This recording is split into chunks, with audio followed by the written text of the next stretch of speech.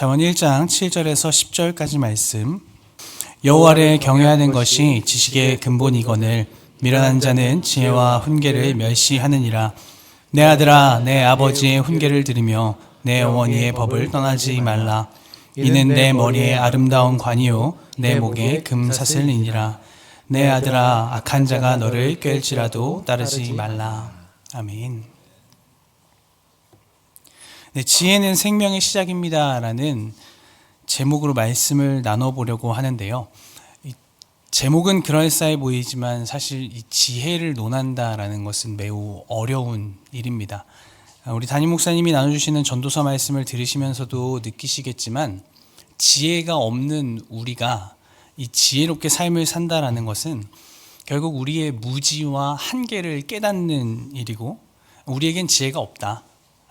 우리의 능력으로, 우리의 힘으로는 이 스스로 이 하루를 살아낼 힘도 없다라는 고백을 할 뿐입니다. 그저 하나님이 지으시고 또 정하신 때와 또 하나님이 베푸신 선물이 우리가 감히 이해하고 측량할 수 없는 방법으로 우리에게 다가오고, 그 안에서 소위 하나님의 경륜과 섭리라고 표현되는 그 하나님의 일하심 아래 우리가 경외감을 고백할 수밖에 없다라는 것이죠. 그리고 이러한 고백은 나는 지혜가 없으니까, 나는 아무 능력 없으니까, 어차피 하나님 뜻대로 될 거니까 그럼 아무것도 하지 말아야지, 대충 살아야지가 아니라 오히려 더 하나님의 이러한 지혜를 통하여서, 하나님을 향한 이 경외감을 통하여서 우리가 지혜를 더 갈망하게 되고 더 이 삶에서 적극적인 태도를 보이게 된다라는 것을 말합니다. 그리고 그러한 점에서 이 잠언의 말씀은 우리에게 지혜를 갈망하도록 하고 적극적으로 하나님만을 경외하도록 돕는 하나의 길잡이가 되어줍니다. 마치 한 아이가 이 장로로서 성장해가는 과정에서 필요한 그 지혜들을 이 짧은 격언의 형식으로 듣고 배울 수 있도록 그 기록들을 남겨놓은 것이죠. 그리고 그렇게 지혜자들이 기록한 이 격언들을 하나님은 성경으로 남기셨습니다. 다시 말해 잠언의 말씀은 일반적인 세상의 교훈들이나 명언, 속담, 그런 처세술과는 본질적으로 다르다라는 것인데요. 문제는 우리가 이 말씀을 그 세상의 일반적인 교훈, 명언, 처세술과 다르게 받아들이지 않으면 이 잠언의 말씀이 과연 세상이 말하는 그 교훈과 어떤 차이를 우리에게 가져다 주는가, 그거를 놓치게 될 수 있습니다. 예를 한번 들어보겠습니다. 오늘 본문 1장 10절 말씀인데요. 우리 같이 한번 읽어볼까요? 1장 10절 말씀 같이 읽겠습니다. 시작. 내 아들아, 악한 자가 너를 꿰을지라도 따르지 말라. 여러분 혹시 이 10절 말씀과 비슷한 속담이나 혹시 명언 같은 게 떠오르시는 분 계시나요? 내 아들아, 악한 자가 너를 꿰을지라도 따르지 말라 라는 하나님의 말씀과 비슷한 속담, 명언 혹시 떠오르시는 게 있으신가요? 네, 금묵자흑. 네. 친구 따라 강남 간다. 네. 이런 것도 있더라고요. 까마귀 노는 곳에 백로야 가지 마라. 이런 속담도 있더라고요. 그리고 우리나라뿐만 아니라 이와 같은 교훈이 전 세계의 각국에 한두 개씩은 꼭 있다라고 이제 제가 찾아봤습니다. 이처럼 세상의 교훈들과 명언들, 그리고 우리가 삶에 도움이 되는 이런 처세술들이 이 성경이 말하는 지혜와 매우 유사한 점을 갖고 있다는 것을 알 수 있는데요. 인간다움, 사회 질서, 윤리적 기준, 이런 것들이 우리 삶에 있어서 세상의 지혜나 하나님의 말씀이나 우리에게 동일하게 유익하게 다가온다라는 것이 맞다라는 겁니다. 그렇다면 대체 이 성경이 말하는 지혜와 이 세상이 말하는 지혜는 본질적으로 무엇이 다를까 하는 것이죠. 결론부터 말씀드리면 이 성경이 말하는 지혜란 이 땅을 보게 하는 게 아니라 하나님을 보게 하는 것입니다. 우리 그림 하나 볼까요? 잘 보이시나요? 네. 제가 대충 그려서 GPT한테 멋있게 그려달라고 하니까 아주 멋있게 그려주었습니다. 네. 여러분 저기 보이시는 저 맨 위에 보이시는 그 영어 단어가 지금 God is love라는 문구인데요. 지금 저 God is love 맨 이쪽에 보이시는 저 문구가 지금 하나님이 계신 위치라고 한번 생각해 보면 좋겠습니다. 하나님이 저기에 계신다면 나는 지금 어디 있을까? 내가 서 있는 위치가 어디일까? 그리고 나는 그곳에서 하나님을 어떻게 바라봐야 하는가? 그것이 바로 성경이 말하는 지혜입니다. 그래서 우리가 담임 목사님을 통해 듣고 있는 이 전도서 말씀은 마치 한 인간이 그 세상의 지혜로는 결코 올라갈 수 없는 절벽 아래서 어떤 방법을 써도 안 되는, 어떤 발버둥을 쳐도 안 되는 그 허무함과 허탈함 가운데서 하나님을 바라봐야 한다. 그저 하나님을 경외하는 것이 지혜다라고 말하는 것이 저 전도서가 가르치는 위치인 거죠. 반대로 잠언은 한 걸음 한 걸음 언덕을 걸어 올라가는 사람처럼 어떻게 길을 가야 하는지, 오른쪽으로 가야 하는지, 왼쪽으로 가야 하는지, 지금 쉬어야 되는지, 또 한 발짝 내디뎌야 되는지, 이런 것들을 하나님을 바라봄으로써 나아가는 겁니다. 그리고 우리가 참 이해하기 힘든 이 욥기는 그러한 전도서의 가르침과 잠언의 가르침이 인생 가운데 모두 있다라는 것을 말해주는 겁니다. 꼬불꼬불 전도서처럼 올라가기도 하고 잠언처럼 올라가기도 하는 인생길을 표현해 주는 거죠. 그리고 그 길을 올라가면서 시편은 그렇게 우리의 인생길에 끊임없이 하나님을 바라보며 찬양하는 것이 지혜다라는 것을 우리에게 말해 줍니다. 그리고 마지막으로 아가서는 남편과 아내가 한 몸을 이루는 그 과정을 통해서 하나님이 지으신 이 인간의 모든 인생이 어떻게 창조되었고 또 어떻게 계획하셨는지를 깨달아가는 과정을 말합니다. 그러니까 이처럼 성경이 말하는 지혜란 여러분 결국에 하나님을 보는 것입니다. 그게 전부입니다. 그러나 세상의 지혜는 결국 이 땅의 시선을 머물게 합니다. 어떻게 해야 오래 살 것인가? 어떻게 해야 손해보지 않고 살 것인가? 어떻게 해야 내가 덜 아프고 어떻게 해야 내가 성공하는 인생으로 달려나갈 것인가? 이것이 바로 세상이 말하는 지혜, 세상이 말하는 교훈인 것이죠. 심지어 남을 도우라는 교훈마저도 내 형편과 내 상황과 내 환경을 중심으로 해석되고 실천됩니다. 그러나 여러분 성경이 말하는 지혜는 오직 하나님만 바라보는 것입니다. 그리고 하나님을 보는 것이 지혜인 이유는 분명합니다. 바로 하나님에게만 생명이 있기 때문에 그렇습니다. 우리 함께 잠언 1장 7절의 말씀을 같이 한번 읽어보겠습니다. 잠언 1장 7절 말씀 같이 읽겠습니다. 시작. 여호와를 경외하는 것이 지식의 근본이거늘 미련한 자는 지혜와 훈계를 멸시하느니라. 잠언 전체의 주제 구절이라고 불리는 이 1장 7절의 말씀은요. 여호와를 경외하는 것, 그것이 지식의 근본이다라고 말하고 있습니다. 먼저 경외라는 단어는 이렇게 풀어서 설명할 수 있습니다. 하나님 한 분만 두려워하면, 하나님 한 분만 바라보면 세상 그 어떤 것도 두렵지 않다. 이 마음을 가지고 살아가는 것이 바로 하나님을 향한 경외함입니다. 나아가 그 경외함이 지식의 근본이다라고 지금 성경은 말하고 있는데요. 여기서 근본이라는 단어는 히브리어로 레슈트라는 단어입니다.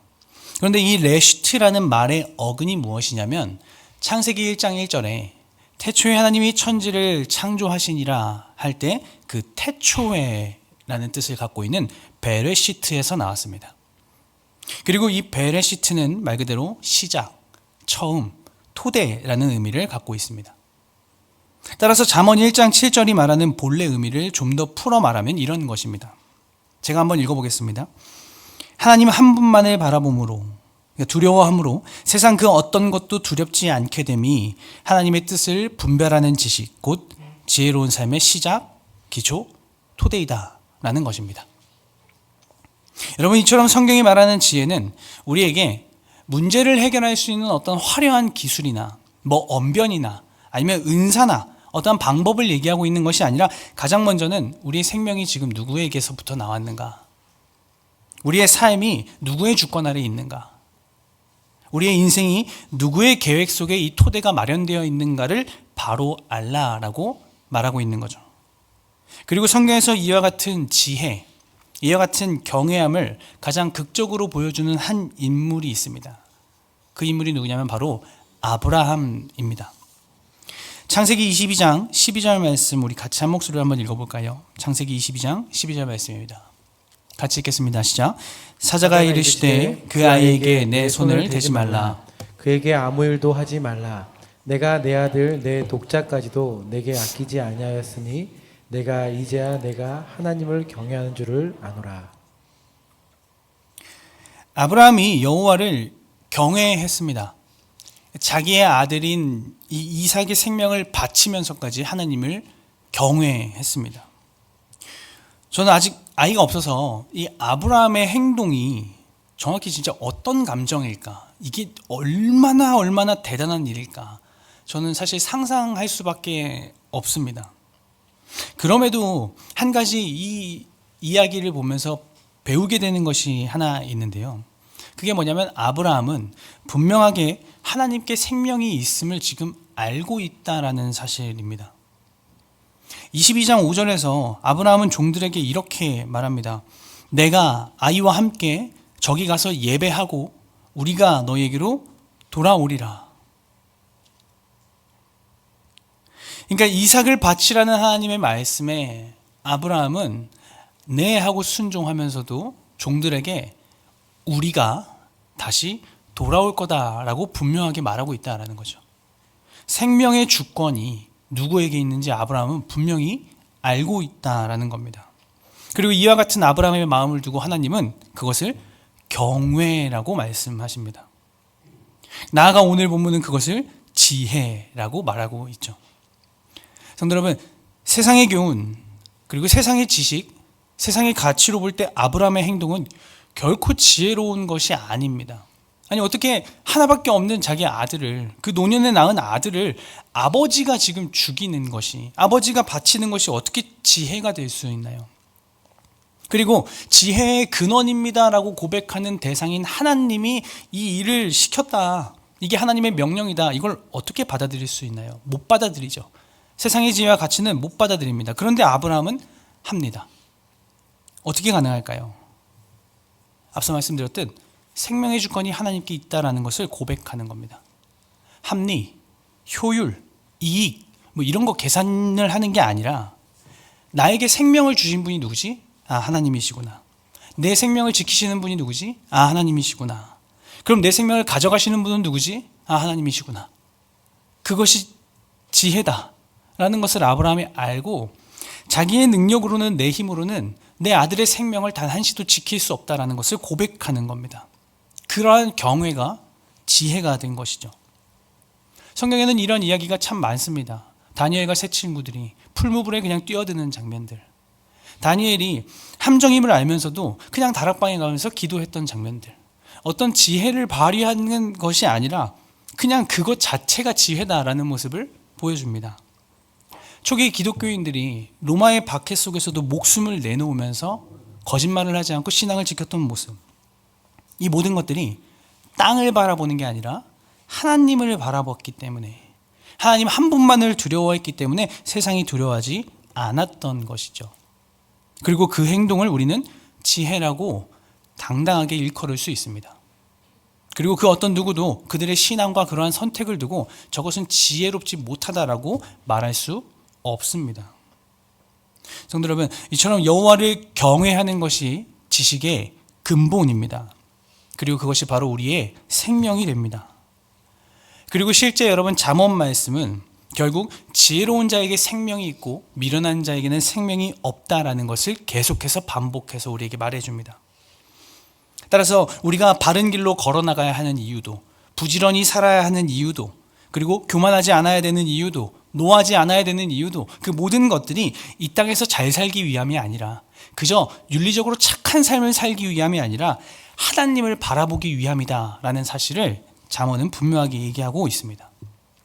나아가 여러분, 이 생명은 흘러갑니다. 성경에 기록된 이 인물들이 그 지혜롭게, 그 경외를 통해서 저와 여러분에게 이 생명의 기록을 남겼듯이, 저와 여러분이 오늘날 하나님의 말씀을 따라 산다면 저와 여러분의 생명이, 저와 여러분의 지혜가 흘러나가게 되는 것입니다. 하나님이 그렇게 저와 여러분을 사용하시는 거죠. 그래서 여러분, 저와 여러분이 먼저 하나님을 경외하는 이 지혜자의 모습을 살아내야 우리 다음 세대가 이 생명을 이어받게 됩니다. 그리고 우리는 하나님을 바라보는 것만이 유일한 지혜다. 하나님을 경외할 때 이 세상이 두렵지 않게 된다라는 것을 다음 세대에게 가르쳐야 합니다. 그러니까 세상도 할 수 있고 세상도 가르칠 수 있는 교훈처럼 그런 처세술처럼 말씀을 가르치면 안 됩니다. 우리 애들에게 말씀을 가르칠 때 이렇게 해야 성공한다, 이렇게 해야 잘 산다, 이렇게 하나님의 말씀을 가르치면 안 됩니다. 우리가 너무 잘 아는 말씀이죠. 신명기 6장 7절은 이렇게 말합니다. 제가 한번 읽어보겠습니다. 내 자녀에게 부지런히 가르치며 집에 앉았을 때든지 길을 갈 때든지 누워 있을 때든지 일어날 때든지 이 말씀을 강론할 것이며. 우리는 다음 세대에게 하나님의 말씀을 이렇게 가르쳐야 합니다. 그리고 신명기 6장의 이 명령이 마지막에 이렇게 말하고 있습니다. 우리 함께 신명기 6장 24절 말씀 한번 같이 읽어볼까요? 24절 말씀 같이 읽겠습니다. 시작. 여호와께서 우리에게 이 모든 규례를 지키라 명하셨으니 이는 우리가 우리 하나님 여호와를 경외하여 항상 복을 누리게 하기 위하심이며 또 여호와께서 우리를 오늘과 같이 살게 하려 하심이라. 다음 세대에게 이처럼 하나님을 경외하는 이 지혜를 가르치는 일은 여러분 생명을 흘려보내는 일과 같습니다. 그리고 이러한 교육은 앞서 7절의 말씀처럼 일상에서 이루어져야 되는 겁니다. 집에 있을 때든지 길을 갈 때든지 누워 있을 때든지 일어날 때든지 일상에서 이 교육이 이루어져야 합니다. 그리고 일상에서 이루어져야 한다는 말은 저와 여러분의 평상시의 말과 행동이 세상이 말하는 지혜가 아니라 이 하나님의 지혜로 나타나야 된다라는 겁니다. 그리고 이것은 매우 중요합니다. 왜냐하면 아이들은 무의식 중에도 보고 배우기 때문에 그렇습니다. 부모님이 또는 자기보다 윗세대가 하는 모습을 보고 아 저렇게 하면 되는구나 라는 것을 그냥 분별 없이 보고 배우는 것이 아이들입니다. 제가 초등학교 저학년 때 일입니다. 제가 집에 혼자 있었는데 이제 그때는 집 전화가 있었으니까요. 집으로 전화가 왔습니다. 여보세요 하고 받았는데 이제 어머니랑 친한 한 권사님이셨습니다. 이제 권사님이 저한테 그러시는 거예요. 민수야 엄마 집에 있냐? 전화를 안 받는다라고 하셔서 그때 집에 어머니가 안 계셨습니다. 그래서 아니요 안 계신데요 라고 했더니 그래 밥은 먹었냐? 라고 물어보시더라고요. 그래서 안 먹었습니다 라고 했는데 그때 권사님이 저한테 아니 너네 엄마는 애 밥도 안 먹이고 어디 그렇게 싸돌아다니냐? 집에 들어오면 빨리 전화를 주라 그래 이렇게 말씀을 하시는 겁니다. 그리고 나서 전화를 그냥 끊으셨어요. 근데 제가 어머니가 전화를 받으실 텐데 왜 안 받으시지? 라는 생각에 제가 어머니 핸드폰으로 전화를 걸었습니다. 근데 어머니 전화를 받으시더라고요. 그래서 제가 그렇게 얘기했습니다. 아니요 엄마 애 밥도 안 먹이고 어딜 그렇게 싸돌아다니세요. 어머니가 기겁을 하시더라고요. 전 별 생각이 없었습니다. 그냥 권사님이 저에게 해주신 말을 그대로 어머니한테 했을 뿐이었습니다. 어머니는 난리가 나셨죠. 뭐 어디서 그런 버르장머리를 배웠냐부터 너 들어가면 보자 난리가 났습니다. 근데 저는 그게 버르장머리가 있는 건지 없는 건지도 몰랐습니다. 그냥 따라했죠. 여러분 혹시 자녀 키우시면서 이런 경험 없으신가요? 대체 우리 아이가 이런 걸 어디서 배워왔지? 얘가 어디서 이런 말을 난 가르친 적이 없는데 얘가 어디서 이런 행동을 배워왔지? 이러신 적 없으신가요? 여러분 요즘 유치원 아이들이요 재산을 가지고 대화를 한대요. 우리 아빠 차 뭐다? 우리 아빠 주식 있다? 우리 집 평수 이거다? 유치원 애들이 이게 처음에는 웃겼는데요. 이게 곱씹을수록 마음이 찢어져요. 이게 대체 우리 아이들이 어디서 이런 걸 배웠을까? 그게 생명이 아닌데, 그게 지혜가 아닌데 어디서 이런 걸 배웠을까? 너무 안타까운 얘기들이 들려올 때가 있습니다. 그런데 이처럼 우리 아이들은 어디서 배웠는지도 모르게 보고 배워옵니다. 그리고 그것을 따라합니다. 그러니까 여러분 혹시 그 무심코 하시는 통화 이런 거 정말 조심하셔야 됩니다. 운전 중에 툭툭 나오는 말투들 이런 거 정말 조심하셔야 됩니다. 그리고 때로는 무례한 사람들을 만날 때가 있습니다. 그런데 그때 우리가 어떻게 반응하는가를 아이들이 옆에서 보고 배웁니다. 아, 저렇게 대하면 되는구나. 그게 지혜인 줄 알죠. 그리고 대한민국은 여전히 목소리 크면 이깁니다. 애들이 그걸 보고 배웁니다. 그리고 뭐 사업을 하시거나 어떤 경제 활동을 하실 때 남들이 다 하는 편법, 그거 원래 다 하는 거야 라고 하고 우리도 한다면 아이들이 보고 배웁니다. 그런데 여러분, 우리는 이러한 것들을 일상 속에서 가르쳐야 합니다. 우리는 생명을 흘려보내는 자들임을 기억하고, 우리는 지혜롭게 하나님을 경외하는 자들임을 기억함으로써 일상 속에서 아이들에게 이것을 가르쳐야 합니다.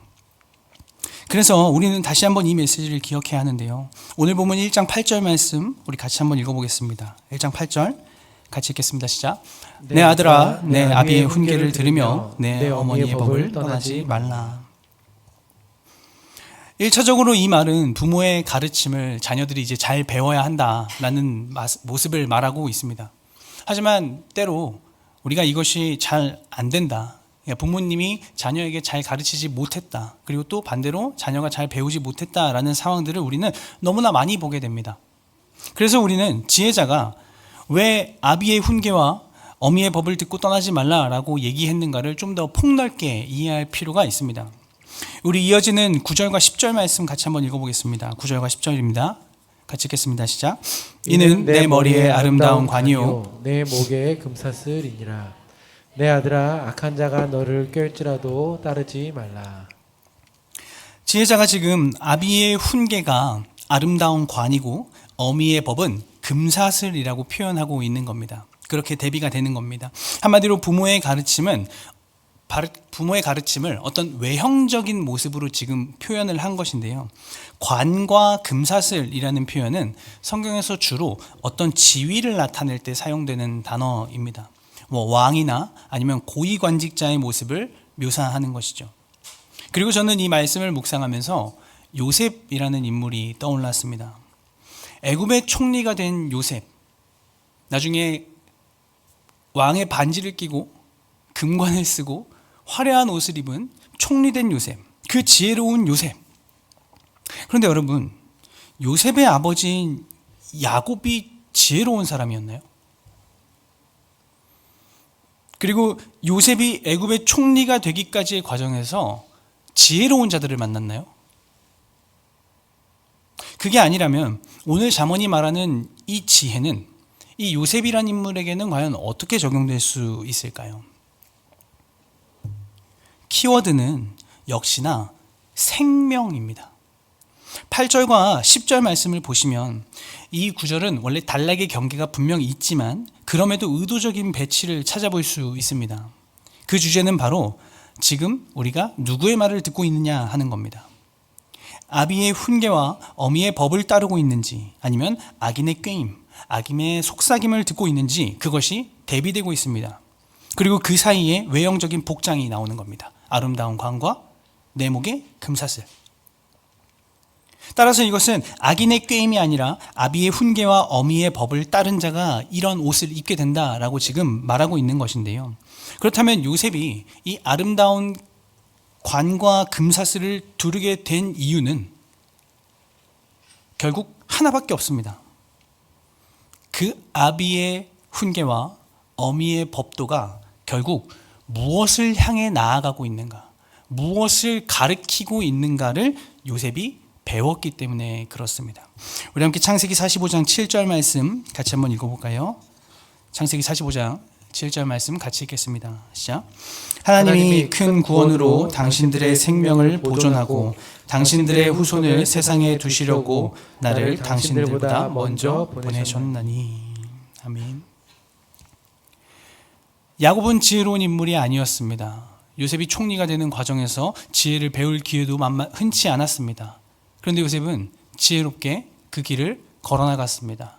그리고 잠언이 말하듯 관과 금사슬을 목에 두르는 애굽의 총리가 되었습니다. 그런데 그것이 만약에 세상의 지혜라면, 세상의 가치라면 그것은 요셉이 성공하기 위한 지혜로 끝날 것입니다. 그러나 요셉은 지금 이렇게 고백합니다. 하나님이 큰 구원으로 당신들의 생명을 보존하고 당신들의 후손을 세상에 두시려고 나를 보내셨다라고 말씀합니다. 아비의 훈계와 어미의 법도가 결국에 무엇을 지향하고 무엇을 가리키고 무엇을 향해 나아가고 있는지 요셉은 이 과정을 통해서 뵙고 깨닫고 그것을 흘려보내고 있는 것입니다. 성도 여러분, 결론은 똑같습니다. 성경이 말하는 지혜는 오직 하나님 한 분만을 바라보는 것밖에 없습니다. 하나님의 경륜과 섭리 안에서 경외감을 느끼고 고백하고 그분에게만 생명이 달려있다라는 것을 그저 믿고 따라가는 것입니다. 그것이 오늘 말씀이 말하는 지혜의 시작이요, 기초요, 토대인 것입니다. 나아가 저와 여러분은 그 생명을 흘려보내는 자들로서 먼저 부름받았습니다. 마치 요셉처럼요.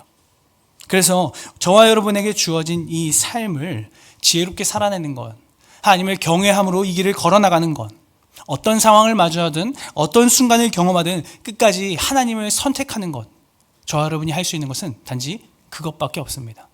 그리고 그러한 삶을 아이들에게 보여주는 것입니다. 세상의 언어로는 설명할 수 없는 지혜를 아이들에게 가르쳐 주는 것입니다. 지난 특세 주제도 이와 비슷했습니다. 답이 없는, 답이 보이지 않는 이 세상에서도 믿는 자들은 멈추거나 아니면 세상의 풍조에 휩쓸리는 게 아니라 이해되지 않는 것을 소망하는 겁니다. 적극적으로 기다리고 적극적으로 잠잠하는 겁니다. 그러면서 하나님이 일하실 것을 한편으로는 두려워하면서도 또 한편으로는 기뻐하는 것입니다. 그렇게 하나님의 일하심을 경외하는 것입니다. 성도 여러분, 우리가 할 수 있는 가장 지혜로운 일은 하나님을 바라보는 것, 그리고 누구에게 우리의 생명이 있는지, 누가 우리의 생명을 끌어가시는지, 그리고 내가 지금 누구의 말을 듣고 있는지를 분별하면서 그저 한 걸음 한 걸음 걸어 나가는 것입니다. 그리고 때로는 전도자가 서 있는 위치처럼 우리는 아무것도 할 수 없습니다라는 그 절망 가운데서도 하나님을 바라보고 욥이 걸어 나갔던 그 길처럼 그 길을 꾸불꾸불 한 걸음 한 걸음 걸어 나가는 것입니다. 말씀을 마무리합니다. 성도 여러분, 저와 여러분에게 이러한 지혜가 있기를 간절히 소망합니다.